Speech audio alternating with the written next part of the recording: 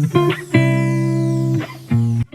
guys, welcome back to my channel. It's Gracie's Hot Stuff. So today this is a different video that I'm going to do.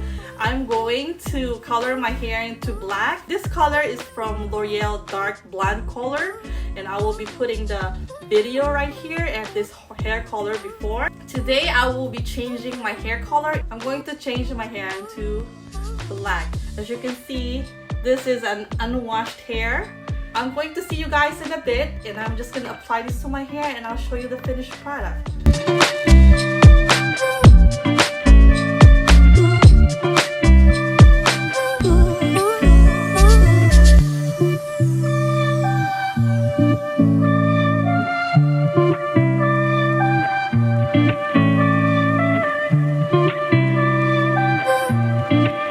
I already applied the hair color, as you can see. It's kind of a bit messy, and you have to be careful and make sure you wear the clothes that you don't want to wear anymore. It's a little mess over here and at my back, but hopefully it will come off once I rinse my hair. So I just left the conditioner for rinsing my hair later, and I'll show you guys the finished product. So see how it looks.